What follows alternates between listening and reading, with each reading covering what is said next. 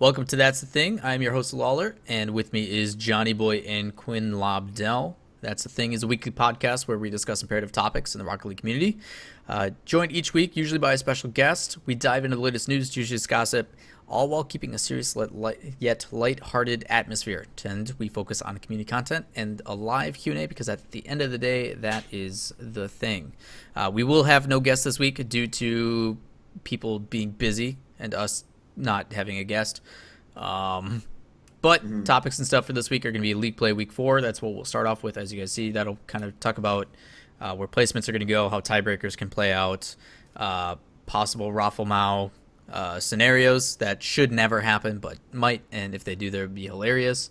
And then we are going to talk about the NRG versus Revival issue that was going on earlier last week about how there was a DC and some stuff happened, so that'll be pretty good to talk about. After that, we'll wrap up with Community Rising Stars. We'll showcase 4 or 5 things that have been done in the community that are pretty cool, and then we'll end that with a live Q&A. If you guys do have questions, don't be afraid to ask them during the chat, but if we do not answer them or pay attention to them, it is simply because we are waiting for the end of the stream for those to go on. So if you guys do have questions, please save them towards the end. It would be greatly appreciated. But that's going to do it. Quinn, you're a monster. But to start things off, we are going to be talking about League Play Week 4. As you guys can see, those are the standings right now for both NA and EU. Eventually, I will show who plays who. We'll get to that eventually. But more importantly, before we get into all that stuff, as you guys know, we had the Halloween patch was released this week. 4 new items that can be attained by playing the games. There's the Bone King, which is a topper. The Ghost Boost. There's a Ghost Topper. And then a Fuzzy Antenna. I'm pretty sure the 4 new ones. And then you can also get the 4 from last year, which is like the Candy Corn Boost. And there's some Fuzzy Antennas. And I think there's Carriage Wheels. I could be wrong on that. But there's some other stuff there. So that's kind of the big news for Rocket League on patch side. But as for League Play, we have Week 4 of League Play going on, which is the last week before we go into our playoffs. Determine seeding. First 2 teams or top 2 teams get a bye, which is absolutely huge because money implications as well as guarantee into land pretty much, which is huge. So these games do matter an absolute ton. The way the rules work when it comes down to it is there is for 2-way tiebreakers. So if 2 teams go head to head, it comes down to head-to-head wins. Whoever beat who during the season. So if NRG and Exodus are number 1 and 2 with the same amount of points, they're both 4 and 1 right now. Who beat who during the season in League Play? That person is now the number 1 seed. Okay. When it comes down to a 3-way tie, it comes to individual games, not series, in the win-loss ratio throughout the entire season. So if Genesis, Take 3, and Revival all tied for 3rd, 4th, and 5th, hypothetically, it is going to come down to who has the best record between those teams in the entire season. So if Genesis beat Take 3 3-1, they have 3 points, while Take 3 only has 1 point. So it's an accumulation through the entire season. Okay. First up, though, we have North America. The big one that everybody is talking about is between Exodus and NRG. They kind of decide their own fate. Johnny, if you want to talk about that. Yeah, so Exodus NRG, they have been the best teams in North America for a long time, and they are probably they were the favorites for getting top 2 going into the RLCS group stage, but Genesis have kind of showed up after a bit of a blip in qualification for the groups. They've really showed up, and they're causing some problems for Exodus and NRG. But Exodus in particular, I believe, wait, what is the first? I'm looking at the schedule right now. Let's see what the order of games. I don't think these guys are playing first. We've got It's on Genesis right are up first with their 1 game. But they do play, yeah, it's right in the middle of the broadcast, it's Exodus versus Kings. Or, sorry, it says Kings in the schedule I'm looking at, but it is, of course, NRG now. NRG they should have already had a win before this match has even happened, which will put some pressure on Exodus, because Exodus will be going in a win behind in the standings, probably. But yeah, both of these guys, their fate is still in their own hands. They do manage to get top 2. If either one of them gets 2 wins, and right now I'd say that the favorites for that is NRG, because they'll go into the Exodus series warmed up because it's their second series of the day, and also because they are facing Deception. Exodus are playing Revival. Revival looks a little bit better than Deception, so I think NRG are the favorites. And Exodus, they can still get top 2, even if they lose to NRG, but they will probably end up in a tie with Genesis, right? Because they're going to be both on 5 wins, 2 losses. And then that'll force the head-to-head situation, which we know about. But it's all right for Exodus because they have the head-to-head with Genesis. They already beat them. But I wanted to very quickly mention using head-to-head as the first tiebreaker.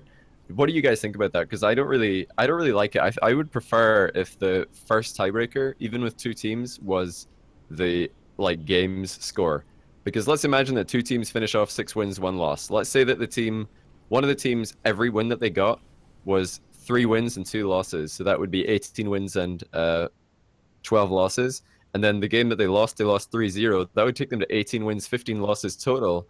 Let's say that the other team are 6 wins, 1 loss. They actually won every series 3-0. So they're 18-0 in score, but they got 3-2'd by their team who they're in the tiebreaker with. So they're finishing off with 20 wins and 3 losses total.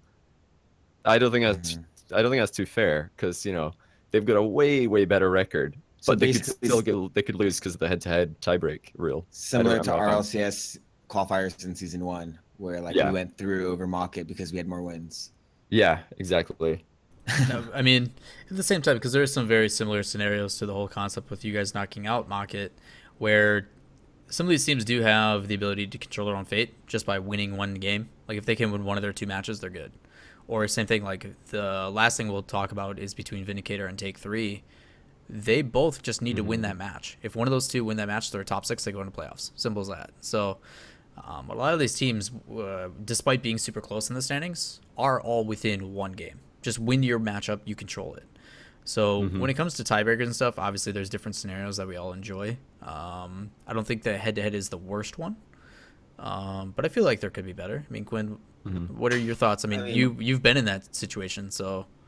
Okay. I guess it depends more what, at least from Salonix and Twitch RLCS's perspective, right? It depends, I guess, what they're trying to emphasize. If you want to emphasize consistency over time, I think Johnny Boy's system obviously makes more sense.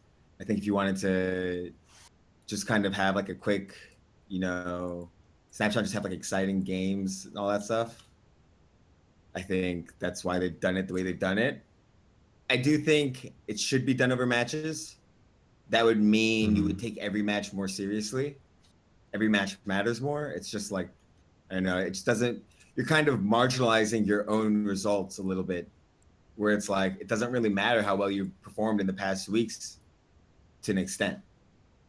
Yeah. What if a scenario that could happen is Genesis and Exodus could tie with 5 wins and 2 losses. Most people would say it's likely that's going to happen, and Exodus will win the tiebreak head-to-head, and they'll get top 2, which is huge because they'll go straight to the LAN. Genesis will have to win a playoff game to qualify for LAN. That's massive, the difference between those 2 outcomes. And Genesis, I don't know what their exact scores are, but it is possible that they could have arrived in this situation with 17 wins and 6 losses, and Exodus could have arrived at the exact same position with 17 wins and 12 losses, if I'm not mistaken, which is a bit of a difference. It's a little bit different on the scores the score side of things. And you look at both the teams, you're like, well, Genesis did way better because look how many more wins they've got in the season. But just because they lost 3-2, maybe they lost last game overtime against Exodus and they lose the head-to-head in OT, and that's how you decide which one of them goes into top 2, just because one of them scored 1 extra goal in overtime, not the team who won every game 3-0 and lost 3-2 when they did lose. I think consistency that's maybe bringing it a little bit emphasized, and that would mean that Johnny Boy is. I agree with Johnny Boy. Yeah, and Genesis fans might be a bit salty, potentially. You even see it, and like Cloud mentioned in chat, it emphasizes the importance of each game, which I understand. But I personally feel the importance of each game, regardless, right? Yeah. How would it diminish a game? It would mean that every game matters more if you're a scorer, because even if you're down 2-0, bringing back 2 wins and then losing in game 5 is still better than losing 3-0. Right. I And think I would I feel argue it's that more important. what I'm saying emphasizes every game more than what we currently have. Yeah. I feel like teaming in accumulation, it makes those games earlier in the season matter more. Like, yeah, those games earlier in the season are what get you up to that point, and then you have to make sure that you show up on that day, which is good. And that shows consistency in its own way, but also the consistency of being held accountable for games earlier in the season. There's plenty of community tournaments that have come out where it's season play, and players hate it because they're punished. I know, Quinn, you've mentioned stuff about this too, is like you're held accountable for, a poor performance last week. And I like that. I think you should be held accountable if you have a shit week. Like, if you play bad last week, good. That means you have to play good this week to make up for it. And I feel that's important. So, obviously, there's different ways to go for it. This format is something that is going to be constantly worked on until we find something that's ideal. Same thing with the rule sets. But to kind of get back on track, Quinn, your old team, Genesis, they're close behind. Right now, they're sitting in... Right. A place where a lot of people actually didn't have expectations for him until Classic started really coming into play. Yeah, he's really stepped up his level of play. Yeah, if you want to kind of talk about their scenario, the big one is they have to win over G2. And NRG and Exodus have to lose to in order for them to kind of get into that top spot. I mean, right now, I think honestly just Genesis is in a great situation overall. I think they've done really well to put themselves where they are, and like, again, you can thank Classics for that. Honestly, one sec. Yeah, that's link removed, buddy. It still kind of sucks though for Genesis. Even if they win, 5 wins, 2 losses, they could still go out just because of their head-to-head. Yeah, I think head-to-head. Honestly, I think the biggest thing to talk about this, the biggest thing to mention about Genesis' situation right now and where they stand is the head-to-head with.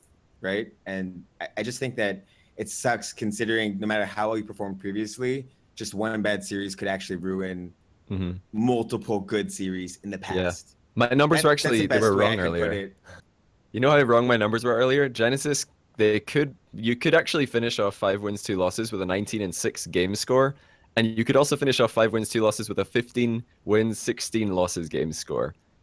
So you could, in theory, you could actually go into the playoffs as second seed with the head-to-head tiebreak over a team who have a 19 wins and 6 losses game score, and you're going in with 15 wins, 16 losses. In that perspective, like with that as a possibility, it kind of questions the rule set, but I still think Genesis, they should have won that series against Exodus and never put themselves in that situation. Has to be said like that. Yeah. I mean, the fact that they're doing another head-to-head, there's one like good side of that, and I think that when you have those games with that tension on the line, you play differently. Yeah, for sure. It's a different game than when you're playing earlier in your league and you're not yet like maybe the results of all the teams haven't been developed yet, and you haven't seen whether or not like which teams are going to be your biggest, rivals. Like RLCS Qualifier 2 Season 1. All teams, the reason why Lucky Bounce in my mind did so well is because they were a great team, but to be fair, nobody was really considering them as a factor of like potential elimination, right? And the reason for that is because you're just looking at the next team above you and the next team below you, and you're like, okay, I just need to get more points than these guys, and those were the games you're focusing on, right? Obviously, you want to win every game, but it's kind of the same situation that we had Season 1 where it's a bit of a shit show. Because, I mean, players are just not really caring about every match. They're only caring about... Yeah, and we haven't even got to the team who care the least over in EU, the Whipping Boys Summit, who literally can't qualify. They can't even get top 6. What are they going to do? They're going to show up as all mercs this week and just drive around on the ceiling? Or could they play spoiler and actually make it interesting by being Flipside? Oh, man. Yeah, I think that Genesis need to win over G2, which is not going to be too much of a problem for them, especially considering their form. They've just been playing great lately. I mentioned Classics earlier. He's been absolutely insane. Well, to interject with that, I mean, G2 has been looking better. Last week, they finally took a series. Proud of them, finally. They lost the other series, but the other series they brought to 3-2. I mean, they look like they're playing better in form. Is that going to be against a strong Genesis squad? Probably not.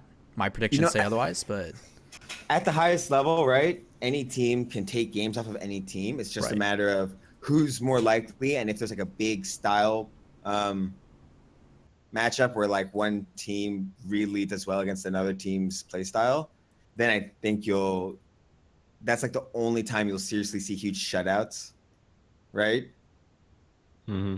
But I think Genesis is going to take out G2 just fine, and Unless Exodus. Kronovi steps up, man. Oh Kronovi, yeah, okay. power. Kronovi factor. I always Kronovi say has this the is the power. Kronovi factor. Yeah. Nobody can.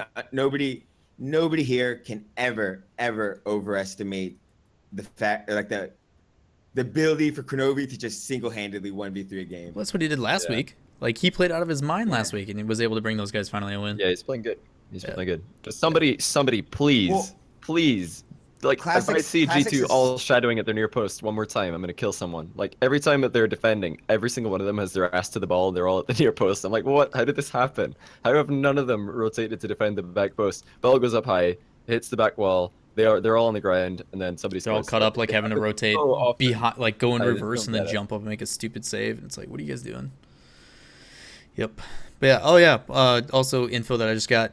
So once you break the three-way tie, like with a win percentage, you end up actually using a two-way tie break, like a two-way back to tie the break head-to-head, method, right? which is back to Yeah. head-to-head. So the order is A, then C, then B. So for like an example, if we have 3 teams tied at 3 wins and 4 losses, the order would be A, which is 3 and 4 at 51%, B, which is 3 and 4 at 50%. They have a head-to-head loss against C team, and then Team C, which is also 3 and 4, has a head-to-head win over B. So the formatting is A, C, B. If A wins over, obviously they take first, and then B takes the win over them because they had the team underneath. So it's ranked in order. If that doesn't make any sense, I can also put that in the description for everybody. Yeah. It's So, an okay system. No, I It's don't- it's I don't fine. think It's the system acceptable, is but it isn't the unfair. best. It's I not. don't think We're the not saying it's system is unfair. Yeah. Yeah, don't get us think wrong. Like, that- it isn't unfair. It's perfectly fair. Teams could have qualified if they won the games they should have won. It's on their own heads if they don't. But that being said, sorry, they could it have it changed to actually- an emote in chat because it's B and then a smiley face, so it's just What turned into the happened? guy with the shades for the bracket. What me and Johnny, I think, because We're saying it could be better. We want the best possible, the most fair we situation. We want the every best teams game at to land. be important. For Yeah. every series needs to be important because that's when you're going to get the best games.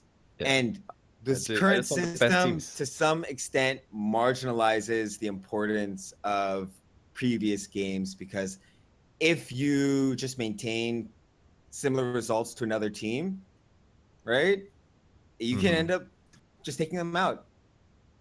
And it's kind of stupid, but it is what it is. It's not- Having win it's percentage not- number 1 would be fine. I think if we did that win percentage as the first tiebreaker, it would be all fine. Because then you wouldn't get ridiculous situations where a team with 48% win percentage are going in over a team with like 80% wins just because they beat them 3-2 in overtime in a head-to-head. Like, One come on. thing that I think it's which team important do you for want to people land? 48% realize- wins, or 80% wins. One thing I think it's important for people to realize is right now this is like the league aspect of the tournament. This is of the competition. Sorry, it's not a tournament where it's like win all your games and don't lose. Yeah. Or you're out, right? This is like Mhm. a league system, which in my mind should emphasize consistency over time. Yeah, I agree. And Like, what's the that's point in having a why- league if you're gonna that's have why I head-to-head? think, yeah, if there's a league and it's head to head, sure, it might be kind of exciting and all that, right? But like, Mhm. it's just a little bit counterintuitive to me because I think the best part about a league is that you get to see teams over time, how they perform against all the other teams, how they perform week in and week out. Yeah, you could even have other tiebreakers like, goals for minus goals against percentage. I'm not a big fan of Like, that. I'm not. I a would big love fan of that. Like, force Not- teams to play to the death for goal aggregate. That would be cool. I think we'll see a instead of lot more head-to-head. turtling. That would encourage like way too much Turtling. cheesy play. Oh no, it wouldn't. It would probably be like goals like any league that does use goal difference, it's just the goals for minus the goals against. So it encourages. Well, So a yeah, but I'm saying 6-1 is like better than a 2-0, right? Because right. you scored 5 more goals. So it wouldn't be like, hey, we scored infinitely more goals than the other But teams. I We think as won soon as 1-0 you'd every see game. teams, as That soon wouldn't as you'd happen. see teams go up a few goals, the potential to concede one, because it's just so easy in Rocket League, right? Like at this level, everyone is able to score on each other more or less, right? I just don't think we would see teams playing as aggressively as we'd want to. Like, I know in my mind, aggressive Rocket League is the most fun to watch. Yeah. Well, Just to wait and see what would happen. The end of the day, it is an okay system. yep. Yeah, Uh, it's an okay like I system. We said, just want to it make it does better. emulate the NFL, but I think that right now, if we just look at what is happening, like and the possibilities of what could have happened, there are some things like this is what we have to do. When you make a system, you have to think, how could this system fail? What is the system trying to do? We're trying to get the 4 best teams from NA to Amsterdam. How could it fail? Well, if one team gets a head-to-head win in a tiebreak for second place with a 48% win percentage over a team who have 80% win percentage, and then they end up going to the LAN because the team with 80% wins lose like 2 best of 5s in overtime in game 5. That's a problem in my opinion. Some people might disagree with that, I but mean, that's if just, you putting lose, it you out there. lose. But Well, at think the of it this same way. time, Think of it this way, and we're going kind of off topic. We're bringing up Yeah, we've gone scenarios off that topic. don't exactly, focus. But think about it in the sense we're going to use the NFL because that's pretty much what it's based off of. There is teams in the NFL that have losing win percentages because of their division, and they still get into the playoffs. I hate it. It drives me absolutely crazy, but it makes sense. Okay, to have a team in a certain division that's like, okay, we're the best in the division. We may be not at 500 for our wins, but we're still making it in because we're better than everybody else in our thing. The reason why stuff is set up the way that it is now is because over the course of the season, like you said, it shows that consistency over time. Mhm. Those are the teams that go to LAN, and that's how I think it should be. If it comes down to that tiebreak and I beat you at this current moment, that's who gets in. Makes sense, could be done differently, but this is the way that it's gone. And if they end up changing it again in the future, this is why feedback and stuff is always good.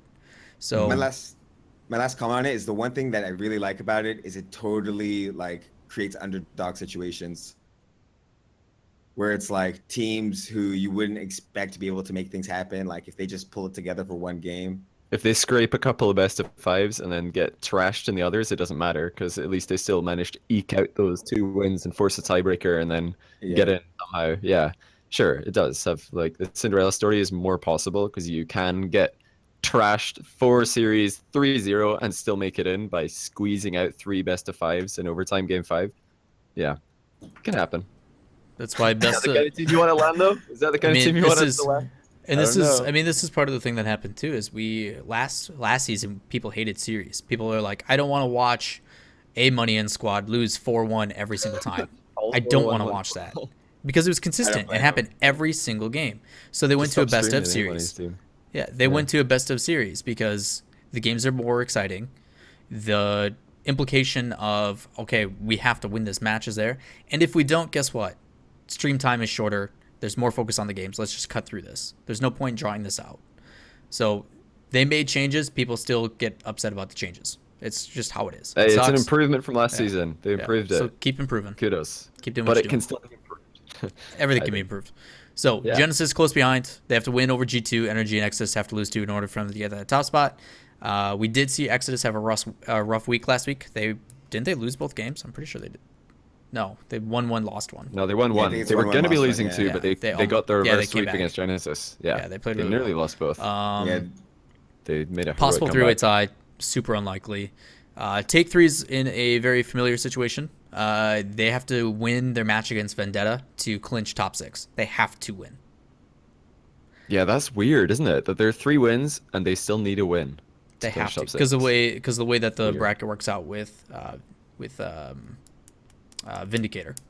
So, I mean, they have a chance to not get knocked out by another team. I mean, they had that issue going against your land boy here, where they reverse sweep and get yeah. in. So Mhm. Take Three's in their own fate. They have the ability to literally win their match, and they're in. That's all they should be focused on. Beat Vindicator, we get in. It's That's because it. they lose the head-to-heads with the teams who are Right. potentially going to tie with Right. them.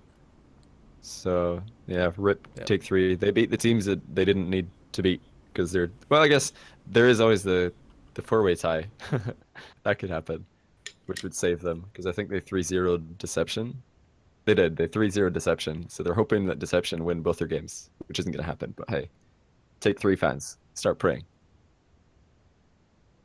Next up, we have Revival actually has a chance at top 2. Quinn, if you want to talk about that. Right. Revival. One sec. Let me get this document. It's lagging for me. They have to play Exodus Vendetta. Yeah. Revival, if they win both their matches, right? And by the luck of the gods, light shines on them.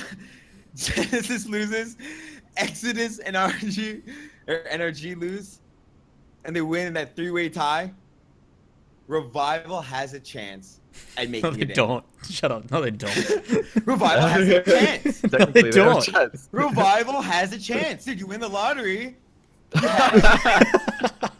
You have it. It's Hey, there. you think there's way more ridiculous chances in this one. This one's not even close to the least likely. Wait, I love it. let's go over that one more time. For Revival to get in. So Revival, okay, so Revival, If let's read they this. win Revival all beats their Exodus. matches, They beat right? Exodus. They beat Vindicator. Yeah. Possible, but unlikely. Well, they could pull it together. That's like Yeah. not the craziest thing. It's but possible. The fact that NRG and Genesis would have to lose as well, and they win the 3-way tie, like Mhm. that's where it's like, okay, buddy. Dream's Good. gonna stay a dream. So, okay, we're going to assume that it's unlikely. It's like winning the lottery. So top 6 is more likely. It's definitely likely. So if they win both their matches, they're in top 6. Doable, unlikely. I don't think they can take... I don't think they're going to beat Exodus, but Exodus has been looking shaky. Who knows? The other scenario is if they win over Vindicator GG. They're in a very similar situation to Take 3 in that aspect. If they beat Vindicator, they go in. Or if Deception loses 2 and G2 lose 1, they are in as well. So there's a bunch of scenarios. Pretty much Revival come and play. You guys are in. They have a chance. And then they can That's worry because they about... have the head-to-head versus G2, right? Like G2 and Yeah. Deception are both at 1 win. Revival are at 2. So even if they lose all their games, if Deception lose both their games and G2 lose one of their games, then they're guaranteed to get in just because nobody below them can leapfrog them. Right. So lots of ways for Revival to get in. They're probably getting top 6. Probably. I think they'll be able to make Surely. it in there. If they don't, I think it would actually be an upset. Okay. Mm-hmm. So we talked about Vindicator basically being on the receiving end of that. Vindicator, Although, like... sorry. Yeah, go ahead. If you had something to add, go ahead. I was gonna say the only thing to add is that for that, like, let's say Revival lose both their games, then the way for them to get in is if Deception lose both their games and G2 lose 1. So that actually means G2 have to beat Deception, but for G2 to lose a game and beat Deception, they need to have lost the game before they beat Deception.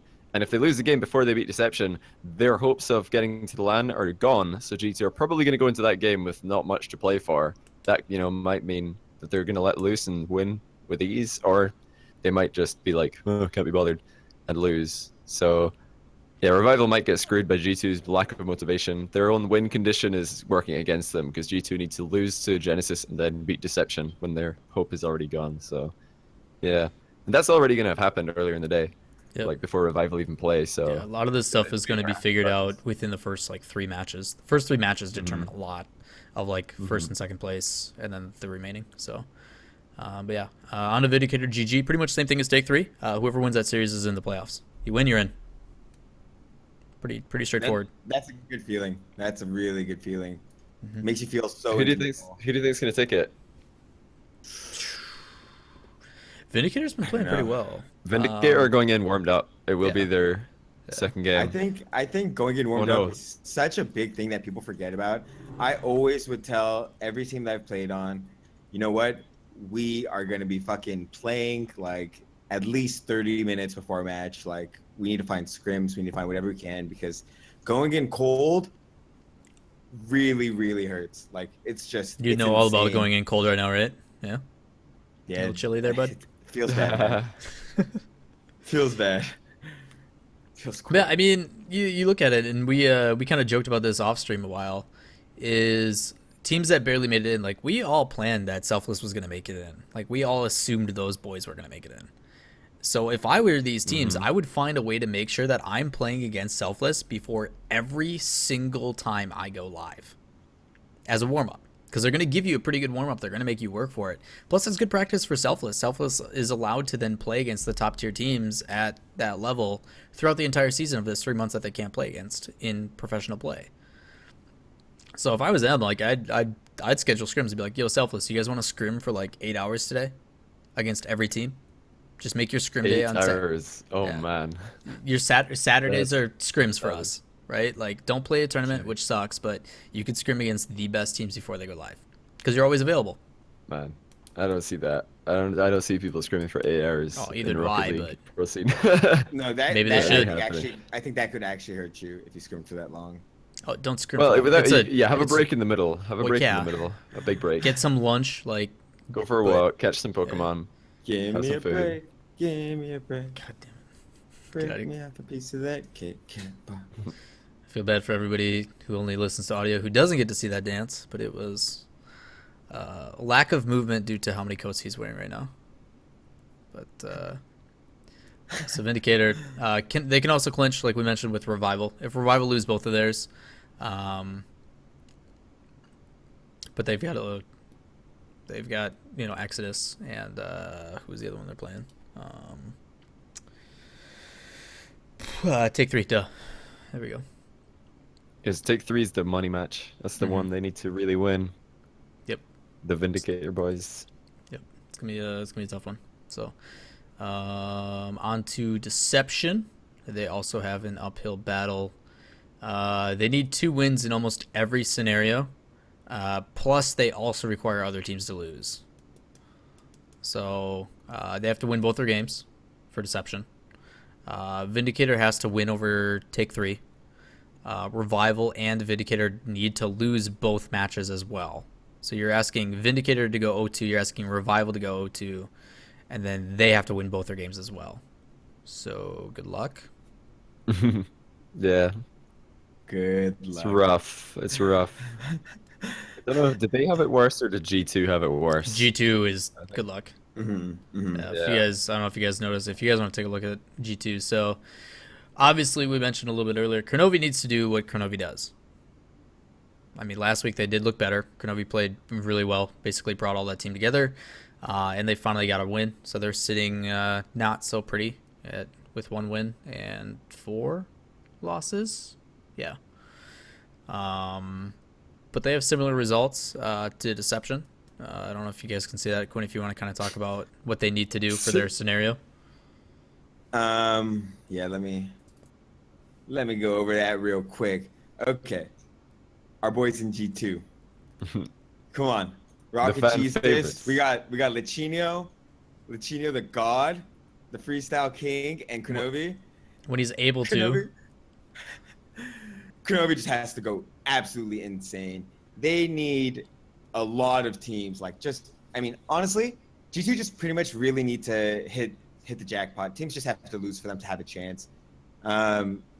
If NRG, they can lose to NRG, right? But they have to beat Deception, which I think is possible, definitely. Deception has to lose to NRG, and Vindicated GG has to lose both their games. So It's like they're basically in the situation where, like boxing or like MMA, UFC kind of thing, would say like, don't leave it in the judges' hands. It's in the judges' hands, right? It's out of their control. They really just need to hope that teams lose, and when it's up to them, they need to seriously just smash every single series. Yeah. It's so difficult. This is like worst case scenario besides like not even being in contention. Yeah. Like They because their literally head-to-head win, if they beat Genesis, it does nothing for them. Like even if they beat Genesis first game of the day, that head-to-head means nothing because they can't tie Genesis. Right. So with the current way tiebreakers work, that head-to-head means it's going to do nothing. Then they need to beat Deception, which is actually a useful tiebreaker for them, but they need to win that just to get the win anyway. So yeah, 3 wins, 4 losses is what they need. Well, I guess they can make it in 2 and 4 and 5 if there's like a 4-way insane tie. scenario. Yeah. Yeah, if Revival lose both their games, Vindicator lose both their games, Deception lose to Gamers 2, and also beat the other team they're playing, and G2 lose to Genesis, I think that they have a chance of making it in with a 4-way tie. But yeah, basically G2 need to win twice and hope that somebody out of Vindicator and Revival loses both their games, because they don't have the head-to-head versus either of those teams. They This is only have actually like versus- worst case. Like seriously, I don't Who think did, anybody who did G2 really have the head-to-head expected against? this. Who did they beat again? Wait, didn't they beat Um, Vindicator? Okay, who did they beat? Who they beat last week? I have it here. They Hold beat. on. G2. Yeah, they beat Vindicator 3-2. Yeah, okay, that's a good head-to-head for them to have. So they only need Vindicator to lose one game, because they are currently 1 win behind Vindicator. So they have the head-to-head against them. If Vindicator lose one game and G2 win both of their games, then that's great, because they'll be in ahead of Deception and Vindicator. So that's the easiest way for them to get in, right? If Vindicator Yeah, I lose believe one so. one I game. believe so. It says in our notes that Vindicator have to lose both matches, but I think Vindicator only have to lose one, because G2 have the head-to-head against them. So let's say Vindicator lose to Take 3, and G2 win both their games. Deception would finish off at best 2 and 5. Vindicator would finish off at best 3 and 4. G2 would finish off 3 and 4, and they would have the head-to-head against Vindicator. So I don't know. It's not. I don't think it's as dire as we first thought, unless I'm mistaken somehow. Right. So But to yeah, kind of they have a good summarize, head-to-head people are against getting Vindicator. confused. Prem, that's not what I was saying. So if G2 loses to NRG, they can still get in. They have to beat Deception. Deception has to lose to NRG, and then Vindicator GG has to lose both matches. Has nothing to do with Revival, because Revival is going to qualify in that scenario. Okay, they're up in the rankings. Okay, now their best bet is to win 2 games and then just everybody else loses. It's not going to happen, but there's a lot of What could happen? ifs. Exodus will beat Revival, probably. One of Revival and Vindicator will beat each other. Like, G2 can't have both Vindicator and Revival lose both their games, because they're playing each other. So one of them is going to win that game. I would say there's a good chance Revival lose both their games. Right? I I'd say got a that's tough good chance. matchup. I got some tough matchups. Show the stream the current standings. That'll maybe help them understand what's going on here. I think if you show the leaderboard. Because G2 getting into a head-to-head with Vindicator is good for them, because they already win that head-to-head. Right. Getting into a head-to-head with Revival is bad, because they lost that head-to-head. Right. Yeah, they're playing Deception this weekend, so they've got to win. Yep. Same story for Simple as Deception. that. Deception G2, both of them must win matchup. Now we, Absolutely must and win. by we I mean you, made up a Dream Massive Collusion a Lamau Yes. scenario. If you want to talk about that as quickly as possible, then we'll move on to EU. Yeah. So this is the dream, literally the dream. If all 7 games go as I am about to state them, then there will be a 3-way tie for first place with 5 wins and 2 losses, and a 4-way tie for 4th place with 3 wins and 4 losses. And for that to happen, we need to have Genesis over G2, probable. Deception over G2, unlikely. Deception over NRG, massively unlikely. NRG over Exodus, could happen. Exodus over Revival, probably going to happen. Revival over Vindicator, sorry, could happen. And Vindicator over Take 3, also could happen. So if all 4 of those, or all 7 of those games, all 7 games must go perfectly in that order, then we'll have a 3-way tie and a 4-way tie. The dream. Massive collision, Lamau. Let's all hope that occurs. It would be great. I really hope that doesn't happen. And I haven't worked out what will. I've not I'm worked just out gonna- what will If that happen. if I'm that so- happens, like I don't even know how I'm gonna react. Yeah. Dude, Dude, I'm just before gonna we be on the turn desk left- laughing, and I'll be like, I can't believe he called it. I can't believe it happened. And I'll be like, I don't know how the staff is gonna find out all those tiebreakers, but I'm glad it's not me. Like it's so dumb. Yeah, so we'll be like, yes, this is so Anyway, good. I So love it's it. kind of we're gonna speed this up because the next one's a little bit more situational. It's not as clustery, but it's still kind of here and there. We're gonna move on to EU. So in first place, as you guys can see on the standings, Mocket Aces at 5-1. Johnny, if you want to kick us off. Yeah, they play 1 game this week. They're in a great position. If they beat Reunited, they're top 2. Simple as that. And most people expect them to beat Reunited. But even if they don't, they still have a chance to get top 2. But that involves if Reunited, if they lose to Reunited, they need Flipside to lose both their games, or no, to just lose 1 game, or no, the game to lose both of their games. Because if you look at the standings, and they are up on screen right now, Mocket have one more win than Northern Gaming and 2 more wins than Flipside.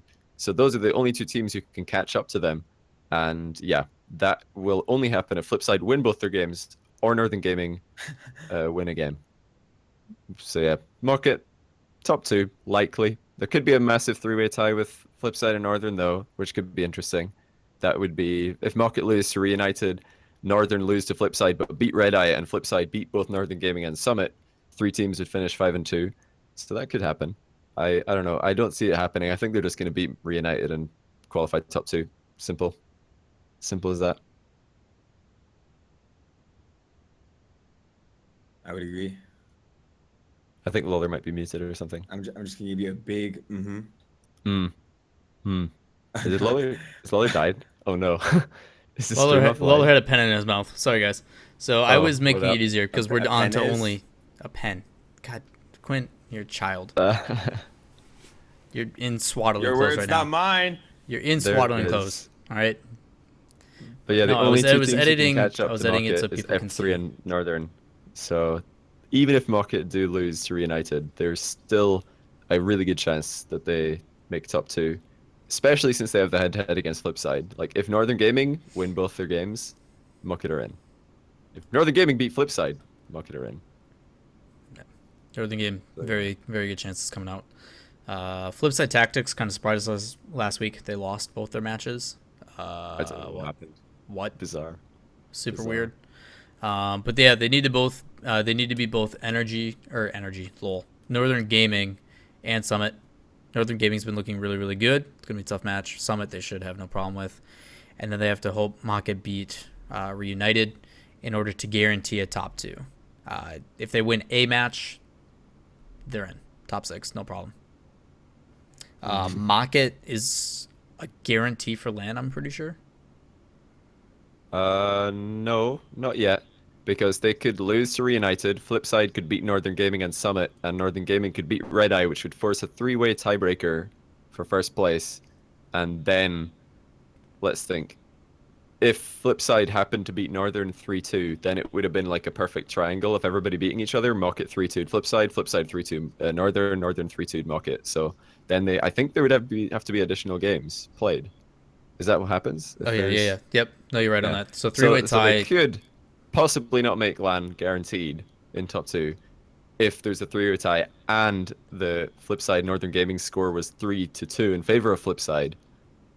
Yeah, Market are probably even then though, Needs if to it be comes really, down to really that specific. tiebreaker, their win percentage is really good. Mm-hmm. It's like super high. They're in a pretty good Yeah, they're probably making LAN. situation right now. Devo too good, boys. Devo too good. Devo is insane. Yeah, Diva's the best right now. Have you ever seen a player, like, you see him going up for a rebound and his car is just, like, spinning, and you already know that he's scored. You're just like, oh, yeah, he's got that. Yeah, You just watch see him him. scoring. You're like, yep, Everybody just sits he's on back and point for watches that. in awe. Oh, it's insane. He's on point for that rebound. Yep, there it is. Like, I've Yeah. never had such confidence in a player going up. Like, not even Cuxter in his prime, Lachino in his prime, who looked so good at rebounding the ball. Devo's been And I playing mean, out of Cux his and mind. Lachino are pretty damn good at it too. Yeah. If you guys want Well, 2 Cux- players to watch, NA, check out Vince. Vince has been playing really, really well. It has impressed me. And Devo's been playing out of his mind. Yeah, Diva's the best right now. On to Precision Z, Reunited's very, very tough counterpart. They just can't seem to beat them. But Precision Z has only 1 match this week up against Oh My Dog. Quinn, if you want to talk about Precision Z. Okay, let's talk about Precision Z. So right Just now, leave the Precision document Z open, man. Just leave the document open. Well, no, I opened up the. I want to watch you and. God. Oh I'm man. sorry. I actually should here. No, you know what? We got 1080p for a reason. We're gonna do side by side. Bang. Oh, genius. Okay. I got us in theater mode, boys. We good. Love it. This is so cool. No, Precision Z right now they're 3-3. They can secure top 6 with 1 win, or if Red Eye or Reunited lose both of their series, which is, I guess, I mean, it's possible. It's like I wouldn't say they're in a very bad situation at all. They can do this pretty handily. Yeah, if they lose to Oh My Dog, then Oh My Dog will tie them for wins before they, well, regardless of what Oh My Dog's other game score is, although it's against Summit, so I mean, Summit are gone. that's why they can't like the other Oh My Dog result means nothing for PZ. If they lose to Oh My Dog, they will tie Oh My Dog for wins, or worse, lose to them if Oh My Dog also beats Summit. So yeah, they need Red Eye or Reunited to lose both of their games. Because I think Reunited have the head-to-head. No, Reunited lost the head-to-head against Precision Z, if I'm not mistaken. And I think so did Red Eye. Did they not? What were the United head-to-heads in that lost to regard? who? I'm pretty sure that I think you're Precision right. Z's I think you're head-to-head is really good for the team. They beat all the teams around them and just lost to the top 3. They lost to Precision. Flipside, lost to Northern, lost to Precision Z Market. beat Reunited. Red Eye. So PC are looking good. I think they're looking really good because they have head-to-heads against all the teams below them, Yeah, except Oh My Dog, who they're yet to play. they should be fine. Yeah, Let's see. good. So that's Precision Z. Red Eye secure top 6 with 2 series wins. So top 6 if they beat Reunited and Northern Gaming. If Red Eye 3-0s Reunited, this also clinches top 6 for Red Eye.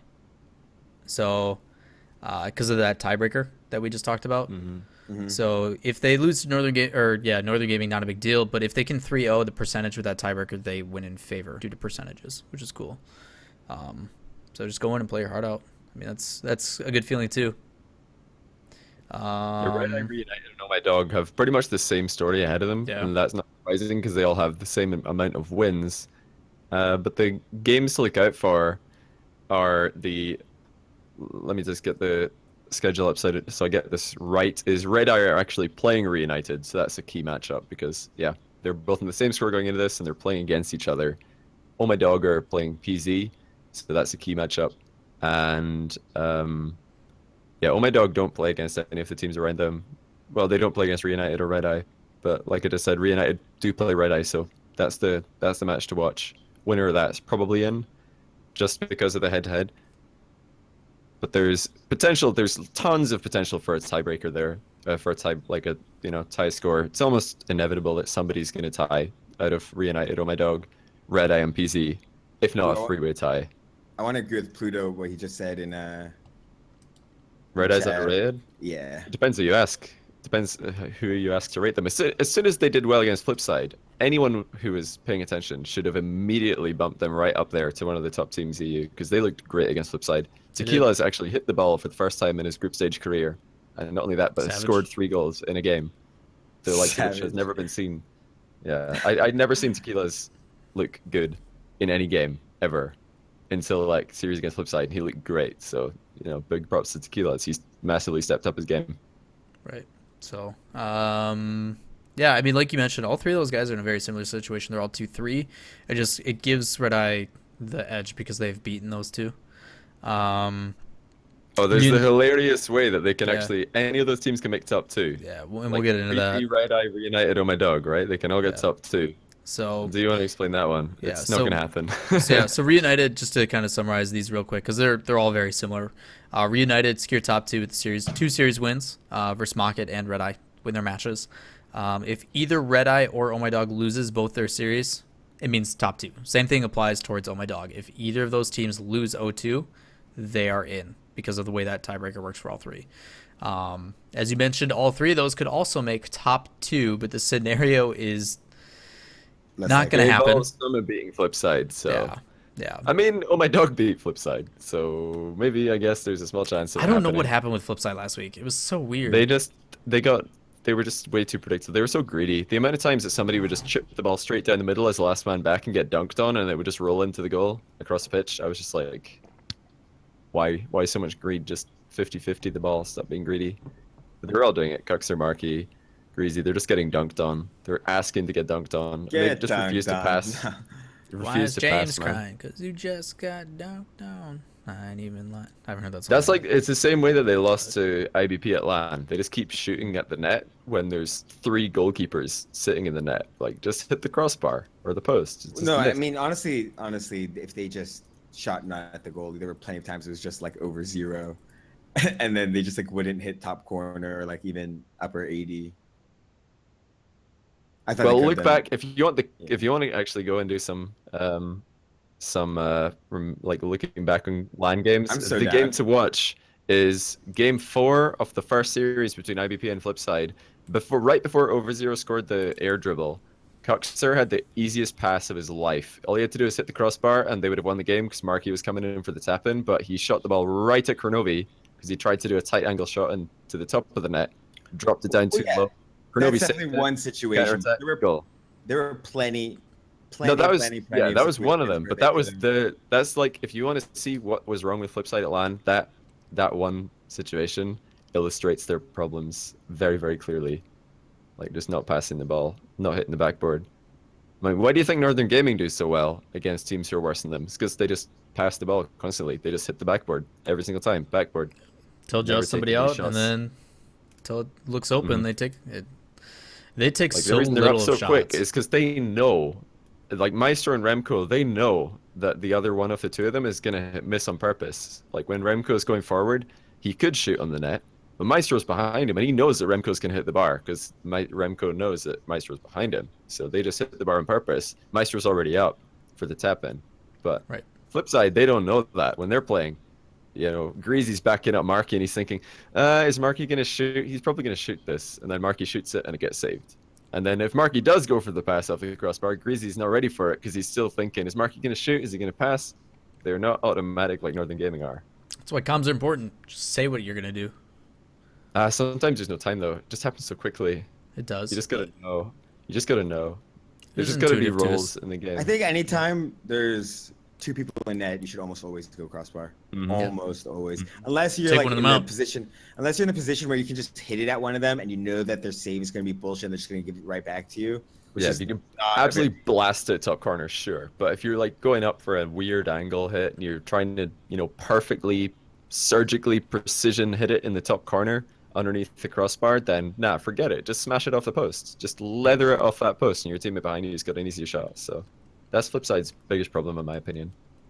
Also, when they do start to not win, like let's say they're tied up in a game, they just start panicking. They're like, why aren't we winning? We're Flipside. Why are we not winning the game? And they start going for like huge risks when really they should just be like, it's fine. This is more than fine. We are, you know, drawing. We don't need to all in.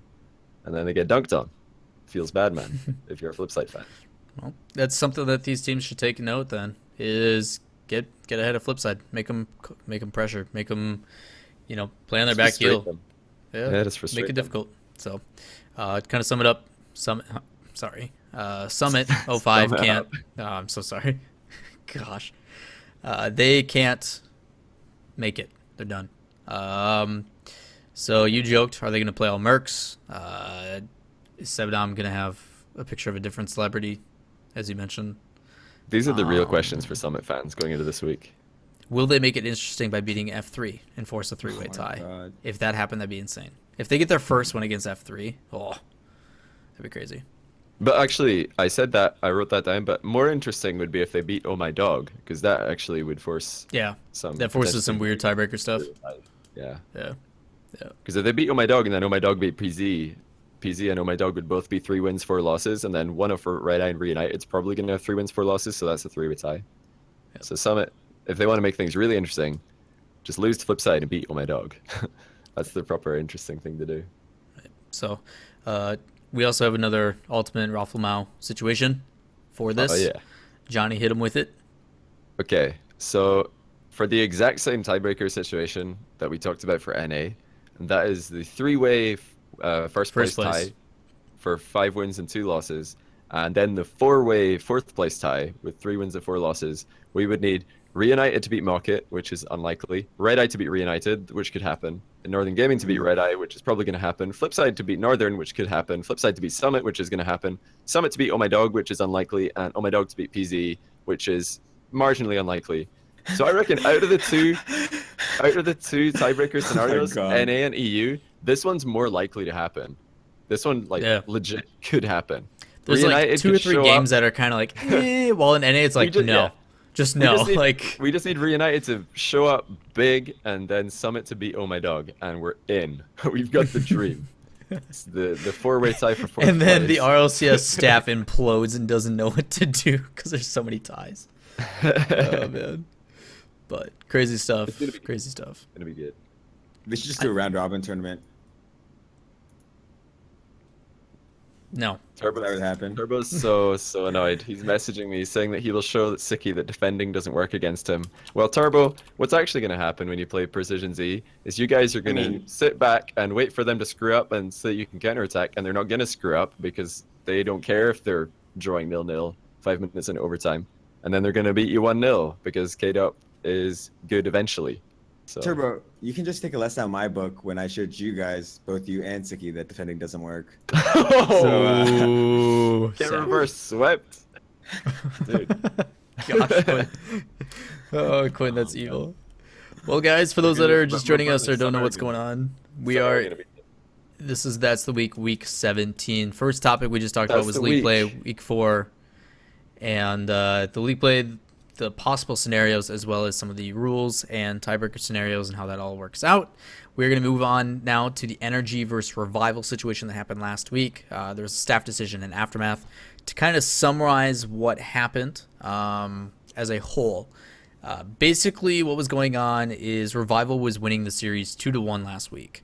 NRG had 2 players complaining about DC issues. They had the server symbol showing up. They were having problems. Because of that, there was also some issues going on the Revival side. Hot Wheel Sid was having issues. They eventually subbed in Prem. Poor Prem finally gets a goal, and then it doesn't count because that entire match does not count. They reset it back to 0-0. These players end up now, after being up 2-1 in the series, lose the next 2 games because they're tilted off the face of the earth, and NRG clutches it 3-2. 2 goals, none of them count Prem. No one cares. It's over. Doesn't show up in the stats. Poor guy.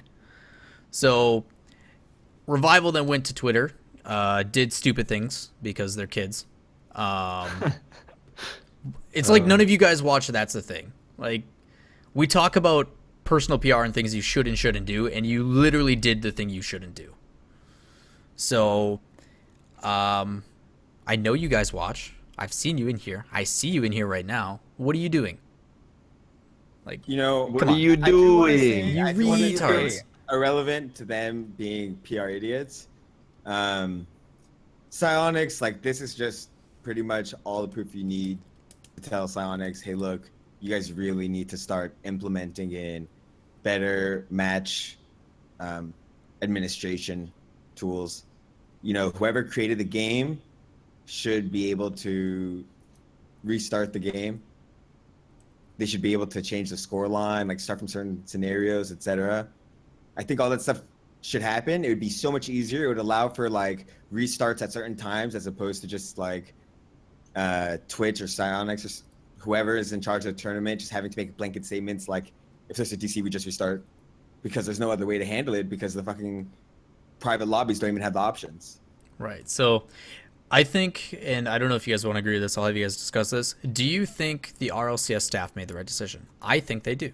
I think Cloud did a phenomenal job with the rest of the RLCS guys. He saw that there were server issues. So what do? You reset it, start from scratch, prove yourself Yeah. again.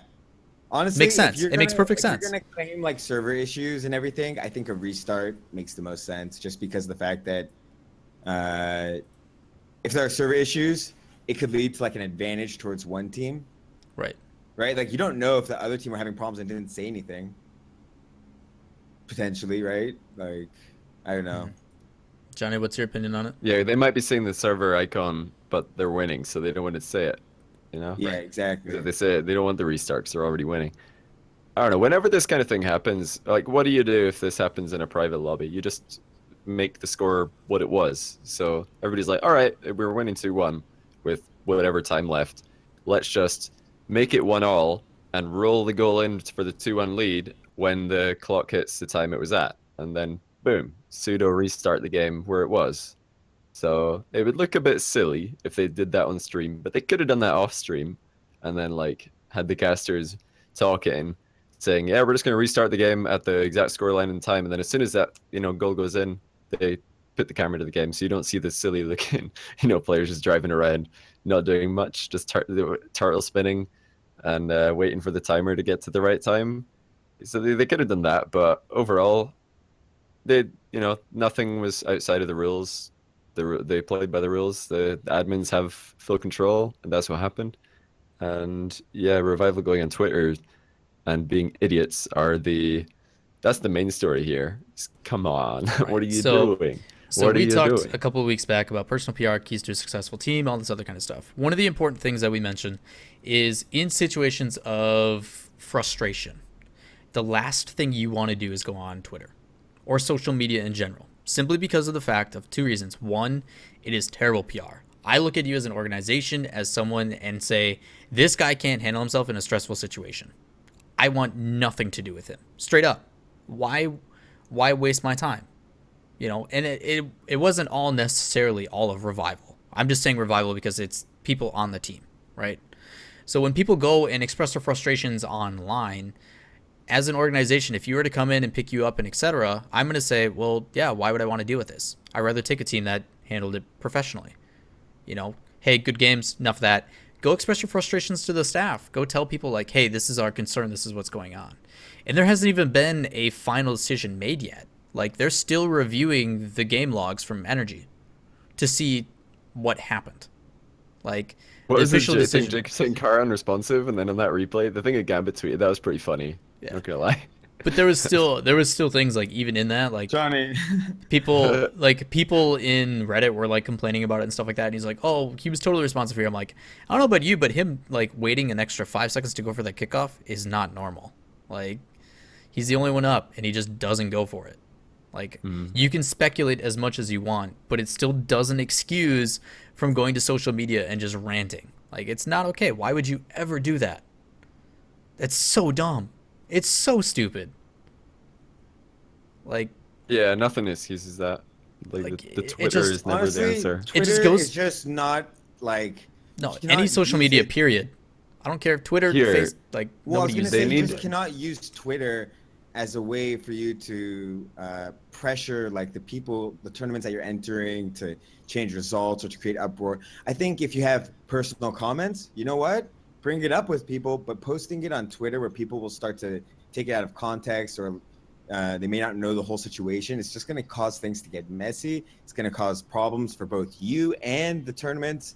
And like, that's just not what anybody at all wants to have. It's just save your thoughts for later. I mean, anytime you're actually emotional, you really just shouldn't even be on Twitter at all. Like, Right.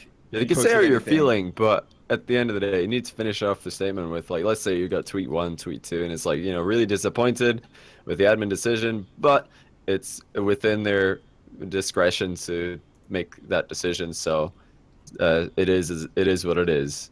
GG's well played to the other team. That's Right, that would be Right. fine. You've stated that you're disappointed, but you've also shown that you're a good sportsman and that you're being responsible. Right. So And that's like that within those bounds. Nobody complains. there was someone who mentioned too, like plenty of times, like, you learn the most from your losses, and that's something that they should have done. Be like, you know what, this happened. We're upset about it. Just like you said, put out a tweet. We're upset that we lost, but GG's, they came back and won it in the end. Like, you guys also let them win 2 series in a row. You let your emotions get the best of you. Mental games are huge. You were put on tilt because of that situation, and you lost 2 more matches. That is on you. I don't give a shit about that call. You were up 2-1 in the series, and you threw it. That's your play. That has nothing to do with the server. Even if it came down to the last game, like, momentum's huge. Showing good sportsmanship to everybody. Yeah, just be a good sport and then move on. Like, you have to play. Not everyone's Deal gonna with be that happy later. with the result, but I think if you're unhappy with the admin's decision and what happened, then your gripe is with Psionics and potentially RLCS. And I mean, just look for, like, don't complain about things if you don't want to actually try and find a solution. So, That's like the good easiest good answer. segue. What solutions should be happen? Rule calls. People are upset about it. What things do you think we should suggest to make it so stuff like this doesn't happen? I think the biggest one should be there needs to be a time limit on resets. At like a certain time within the match, if something's going down, okay, you're already 4 minutes into that game. We're not resetting. I'm sorry. It's not going to happen. I think that there needs to be a way for players to call for a pause mid-game. Yeah, Right? pause would be a good one. Like, that's pretty common in esports, is having a pause feature, just for someone to actually check if there is server issues. I think that you should Or only cause computer for a issues. pause if you have the ball, though, or if you're the last person to touch it or something. I'm not sure. It's like that. Um, I don't know. Maybe you can make no, no. Well, interrupt no, because that somebody's way, aerial pause. yeah. Well, no, exactly. Yeah. But either that or you call for a pause and it like lets an admin know that these guys are How about requesting a this? How about you pause. can pause when there's a replay? You can't pause when the game's actually being played, just when a goal goes in. Then you can pause. Well, what happens if it's 0-0 all game long and you're having issues? You need a pause. Well, it's 0-0. What's the problem? Well, Nobody's no, scoring. but you Must trying be to a pretty call close game. you trying to call for a pause and say that you're having issues could lead to a goal, and then you know what I'm saying? But you have to have some sort of, like you said, like the point you brought up is a good one. What if you just have a BM pause when you're in the middle of a really high APM intense mechanical situation? The other team just pause because they're like, Lamau, let's just pause the game to stop this guy getting this sick air dribble, just break his flow. So to prevent that, you'd have to limit when the pause happened or when you can actually pause. But I think you you need could to have just call for a something. pause to an admin, and or like honestly, there should just be admins. Like I think the easiest solution for this is RLCS comms should happen in an RLCS Discord with admins available to fucking help you out if there's a problem. That way, like, I mean, all it takes is one admin on each team. That's all it Mhm. takes. One admin Right. for each team. That's two people for all the games. But understand the And, logistics behind that and you too. can just say, well, I mean, two people for all the games is not that big of a problem, dude. But I'll understand who. Okay, so you're gonna have to either A, have the production team hire two people that they trust, and pay them to then hire comms and take care of all that stuff, Well, or no, you have two it people would in the be Twitch community. related. It wouldn't be production. It would be Twitch. Okay, so Twitch needs to find two people to do that logistically. It'd They already it'd be have the admins for people chat, organizing the so actual. I mean, who does the administration for the tournament as it is? Twitch, right. right? But then Why you're would you still, have production do it? because production's the same one that's setting up all the servers and all that other kind of stuff too. So I Well, do that agree should that change. yeah, And there need to be more options, like I mentioned earlier. There need to be tools for players to be able to, not players, sorry, for someone to be able to restart or change the game. I mean, look at Counter-Strike. You can change people's individual money. You can drop weapons or something if there's like a bug. Like there's so many things you can do. And you know what? It just allows for so many potential solutions whenever there's a problem. But the other one is to just be able to make a pre-made score lobby is a key one. And Because go that's to a what we certain do if we're time. fixing, yeah, and a certain time. Because that's what we do if we want to make a, you know, let's play it fair. This team was winning whatever score at this time. What do we do in private games? We just go ahead and make the score as it was. You know, just, okay, let's roll the ball into that net twice, that net one time, and then wait for the clock to tick down to a certain amount, and then roll it into that net for the third time. And bang, right, you've got the right. game back to where it was. And there's That could have happened. You can technically do that. Like I'm sure teams are capable of resetting the score in the time if you just tell them to. So they didn't need to reset the game at 0-0. You could have made it 3-1. That would have been fair enough, I say. I think resetting games at times as well. If you actually had like a normal game, right? And like Mhm. like they hadn't complained or like I mean part of what's gonna happen is this is gonna end up being a huge like accountability issue where players are just gonna have to be trustworthy. Yeah, because the team could just fake a DC. Let's say that there's a team in a team house together, and they're like, "Uh-oh, we're losing." Pull the plug in the internet cable, and then get the restart because they all disconnected, right? Yeah. But what if there was some shenanigans going on behind the scenes and it wasn't legit? The DC wasn't real. You need to have some. That's why you need to have the score reset because there would be no benefit to faking a disconnect if the score is just going to go back to what it was. Because right now, if you're restarting at 0-0, a team could just go pull the plug on their internet and say, "Hey, our house's internet went down. Restart the games. Only fair." So I think that I disagree. There needs to be some sort of there needs Tools. to be some sort of tool in the game to make the score back to what it was before the disconnect happened. yeah. So I mean, we all agree there's things that could definitely be implemented. I agree with you, Quinn. Having dedicated people in comms is huge. It basically eliminates other situations of did something happen, did something not happen, because you're going to hear those players express frustrations vocally, And Nobody's it's going gonna to be like, "Oh, I'm lagging," and then stopping to message their teammates on Steam mid game to be like, "I'm Yeah. gonna pretend I'm lagging, boys." Or they just like, Right. okay, like I think, can you guys hear? I'm they just start their Dude, nice microphone. pause. Nice pause skills, man. That Well, was yeah, I actually mean pretty that good. guy could just look at Discord and be like, "Yeah, get the fuck out." Yeah. So, and that's You some can pressure mute on the your admins, but microphone at the without same muting time, Discord, dude. Come on. yeah, there's pressure on the admins, but at the same time, like it's their job, it's their decision call. That stuff already happens right now. When we choose to reset the match and everything, that is also a decision call. So making it so that stuff happens and we're eliminating one issue is stuff that may come in time. Other things that I think would be great that we guys also mentioned was either a pause system or something, and that's on Psionics staff. If Psionics is in here, Adam, hey, how's it going? You guys know that if esports is to be taken seriously, we need to keep making improvements. This is some of the stuff that can be improved upon.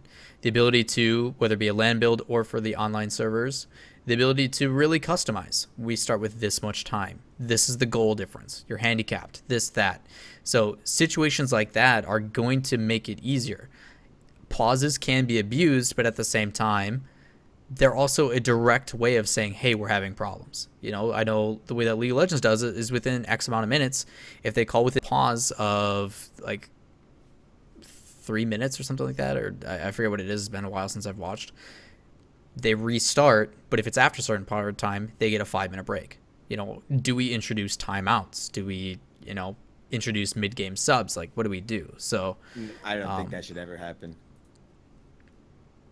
I think games are too short for that. Okay, so you don't do mid-game, do it after the game. So mid-series subs or mid-series timeouts. I think just keep subs. I think it keep pausing for when there's a goal has been scored. Because yeah, sure, you might lose a Honestly, goal because someone is lagging, but it's only one goal, and it's not going to happen that often, and it's just as likely to happen to either team. So I think what you can it's not do that is likely. it can be like an advantage rule in a sense where it's like you can call for a pause, right? And like you can go back in time to that pause. So like if you call for a pause and as a result you get scored on, but it's very clear. Like I think you can make a potential.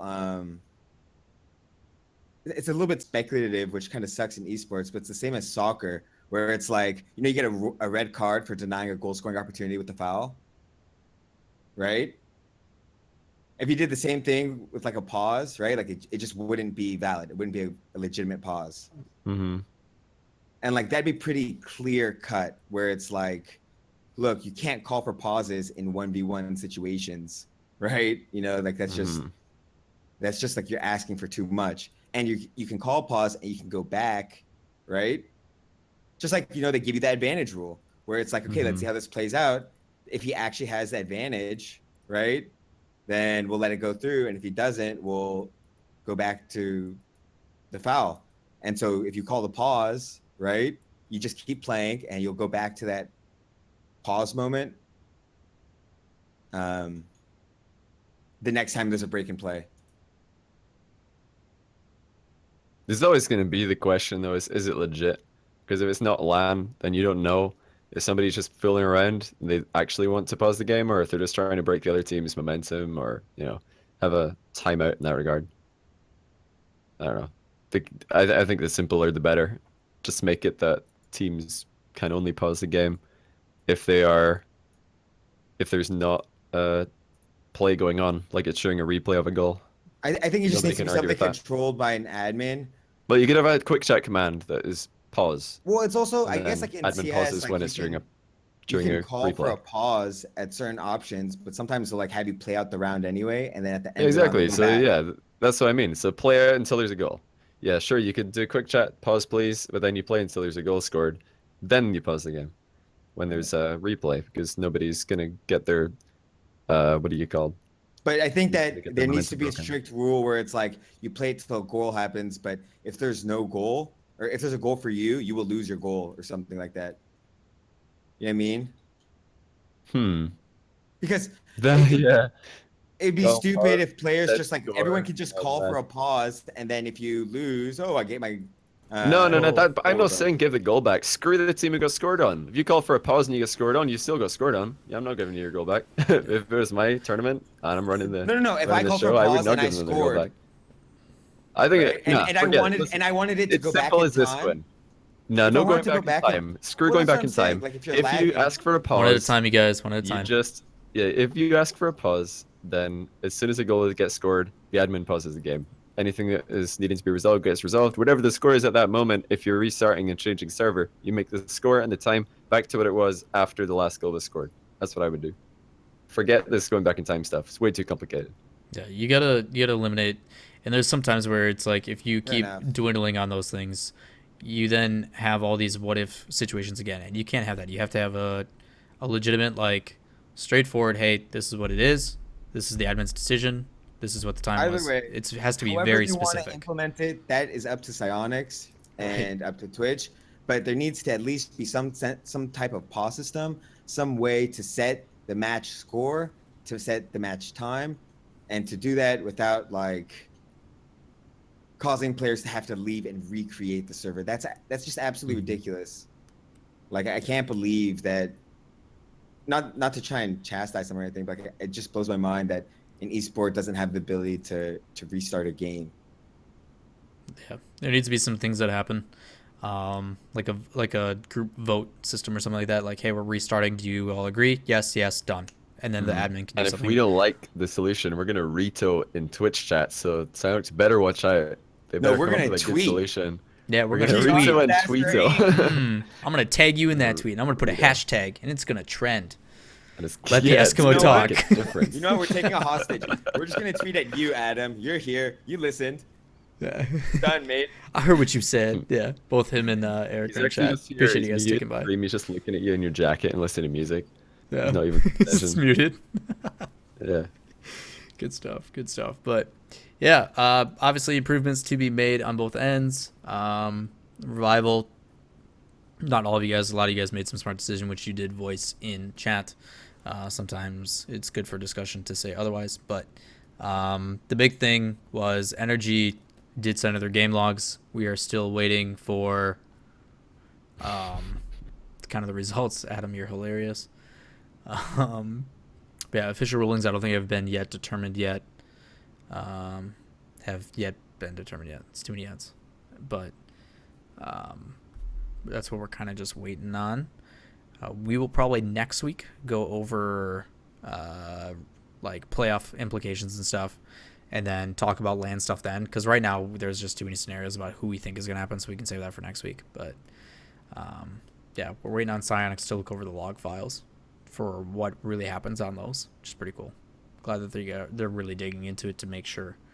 So that is going to do it for the audio portion of And That's the shout Thing outs week. for that. Yeah, Good job on them doing their due diligence.